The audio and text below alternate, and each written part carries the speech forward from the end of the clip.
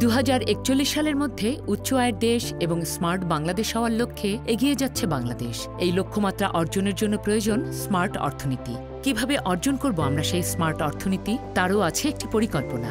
আমাদের সার্বিক অর্থনীতিকে গতিশীল করতে বাংলাদেশ ও সুইজারল্যান্ড সরকার দেশের স্থানীয় পর্যায়ে হাতে নিয়েছে লোকাল ইকোনমিক ডেভেলপমেন্ট (LED) বা স্থানীয় অর্থনৈতিক উন্নয়ন প্রকল্প, যা বাস্তবায়ন করছে স্থানীয় সরকার বিভাগ (LGD) ও সুইস কন্ট্যাক্ট। কর্মসংস্থান সৃষ্টি, আয় বৈষম্য হ্রাস ও মানুষের সার্বিক জীবনমান উন্নয়নের লক্ষ্যে এই কার্যক্রম দেশের 9টি পৌরসভায় বাস্তবায়িত হচ্ছে প্রবৃদ্ধি প্রকল্প নামে। এই প্রক্রিয়ায় সরকারি, ব্যবসায়িক ও বেসরকারি খাতের অংশীজনেরা সম্মিলিতভাবে পৌরসভাগুলোতে অনুকূল ব্যবসায়িক পরিবেশ তৈরির জন্য কাজ করে যাচ্ছে। দেশের যেই 9টি পৌরসভায় স্থানীয় অর্থনৈতিক উন্নয়ন (LED) কর্মসূচি বাস্তবায়িত হচ্ছে, তার মধ্যে চাঁপাইনবাবগঞ্জ জেলার শিবগঞ্জ পৌরসভা অন্যতম। প্রজন্মগতভাবেই শিবগঞ্জের অর্থনীতির মূল চালিকা শক্তি হচ্ছে আম। এই এলাকার অধিকাংশ মানুষের জীবিকার উৎস হিসেবে প্রত্যক্ষ ও পরোক্ষভাবে জড়িয়ে আছে আম। শিবগঞ্জ পৌরসভা এলাকা যত মানুষ দেখবেন, কেউ আম গাছকে পরিচর্যা করছে, কেউ আবার আম বাগান কিনে নিচ্ছে, আম হারভেস্টিং করছে, কেউ হয়তো আম উৎপাদন করছে, মার্কেটে নিয়ে যাচ্ছে, তখন তারা পয়সা পাচ্ছে। এই যে আর্নিংটা হলো, এটা আমার এলাকার লোকাল ইকোনমিতে একটা বড় রোল প্লে করে। আপনি বলতে পারেন যে শিবগঞ্জের অলমোস্ট 80% ইকোনমি আমের উপর নির্ভরশীল। আমের রাজ্য শিবগঞ্জে যেখানেই চোখ যায় সেখানেই দেখা যায় আমবাগান। এই এলাকায় আম চাষ হচ্ছে শত শত বছর ধরে। যুগের সাথে তাল মিলিয়ে প্রচলিত পদ্ধতির আম চাষেও এসেছে পরিবর্তনের ছোঁয়া। চাষিরা এখন ঝুঁকছেন আধুনিক পদ্ধতির আল্ট্রা হাই ডেন্সিটি UHD চাষাবাদে। অল্প জায়গায় বেশি গাছ আনবে, বাড়তি ফলন, বাড়তি আয়। শিবগঞ্জ উপজেলায় পুরনো বাগান, ম্যাক্সিমামই পুরনো বাগান, এবং আম চাষ করতেই থাকতাম, আর প্রতি বছর কিন্তু আমরা লস করতেই থাকতাম। তাই আমরা অতি ঘন পদ্ধতিতে আম চাষ শুরু করি। এই অতি ঘন পদ্ধতিতে আমরা প্রতি বিঘা জমিতে 224টি গাছ লাগাতে পারছি। আগে যে আমের উৎপাদন হতো, এর চাইতে 2 থেকে 3 গুণ পর্যন্ত ফলন আমরা নিতে পারছি এই বাগানে অতি ঘন পদ্ধতিতে। আল্ট্রা হাই ডেন্সিটি UHD পদ্ধতিতে আম চাষ দিচ্ছে হাজারো সুবিধা: সেরা মান, বাড়তি ফলন, সেই সাথে বেশি দাম। গুড এগ্রিকালচার প্র্যাকটিস গ্যাপ অনুযায়ী এই আম চাষাবাদ আন্তর্জাতিক বাজারেও বাড়াচ্ছে চাহিদা। আমাদের যে ভোক্তা, তারা যাতে সঠিক জিনিসটা, কোনো ধরনের বিষমুক্ত জিনিস যাতে পায় আর কি। তারপর আমার পরিবেশগত যে বিষয়গুলো আছে, সেই বিষয়গুলোকে সামগ্রিক একটা প্রসেসকে এক জায়গায় করে উত্তম কৃষি চর্চা আমরা করছি। সাফল্যের গল্প কিন্তু এখানেই শেষ নয়। বর্তমানে কয়েকশো আম চাষি শুরু করেছেন UHD পদ্ধতিতে আম চাষাবাদ। সেই সাথে আম উৎপাদনকারীদের মধ্যে গড়ে উঠছে সহযোগিতামূলক মনোভাব। একত্রে তারা অভিনবত্ব এনেছেন আম বিক্রি, রপ্তানি সহ নানা ক্ষেত্রে। এখন আম চাষিদের স্বর্ণালী ভবিষ্যৎ।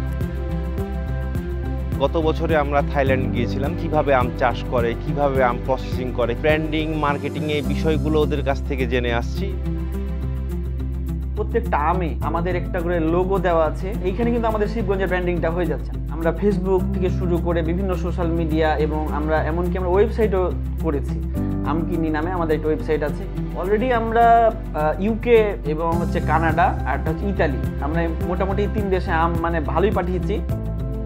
UHDর সুফল পাচ্ছে পুরো কমিউনিটি। এই পদ্ধতি কর্মসংস্থানের সুযোগ বাড়িয়েছে পৌরসভার আয় এবং শিবগঞ্জের স্থানীয় অর্থনীতিতে জাগিয়েছে নতুন প্রাণ। পৌরসভার ভিতরে একটা আম বাজার আছে, এটা থেকে আমরা একটা ভালো মানের ইজারাও কিন্তু পাচ্ছি, যেটা আমার পৌরসভাতে আমার রাজস্ব সংযোজন করছে। শিবগঞ্জের আমশিল্পে এই বিপ্লব সম্ভব হয়েছে আক্ষরিক অর্থেই সকলের একসাথে কাজ করার মধ্য দিয়ে। এই খাতের নানাবিধ সীমাবদ্ধতাগুলোকে একত্রে সমাধান করতে 2019 সালে গঠিত হয় মাল্টি স্টেকহোল্ডার প্ল্যাটফর্ম। এই প্ল্যাটফর্মে যুক্ত আছেন আম চাষি, আম অ্যাসোসিয়েশন, উপজেলা প্রশাসন, উপজেলা পুলিশ, স্থানীয় কৃষি অধিদপ্তর, প্রেস ক্লাব, পরিবহন মালিক সমিতি, সাংসদ, স্থানীয় গণ্যমান্য ব্যক্তি ইত্যাদি। আমপাড়ার নির্ধারিত সময়সূচির যৌক্তিক পরিবর্তন, আমের ওজন মাপের স্ট্যান্ডার্ডাইজেশন সহ আরও নানা বিষয়ে ভূমিকা রেখেছে এই মাল্টি স্টেকহোল্ডার প্ল্যাটফর্ম।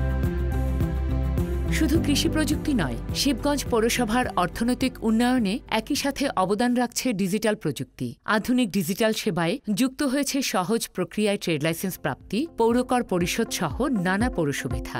বাড়ছে সেবার মান, বৃদ্ধি পাচ্ছে রাজস্ব।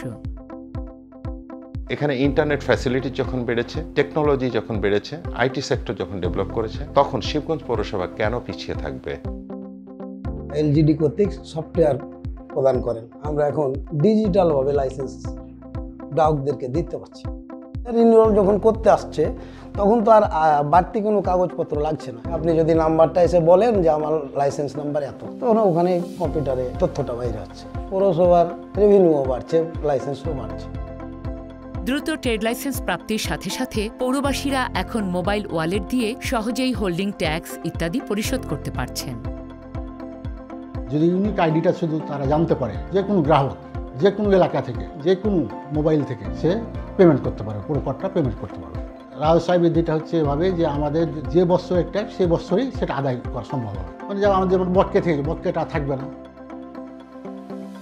স্থানীয় অর্থনীতিকে গতিশীল করতে এসব বিভিন্ন উদ্যোগের পাশাপাশি পরিবেশ রক্ষায়ও শিবগঞ্জ পৌরসভা রাখছে গুরুত্বপূর্ণ ভূমিকা।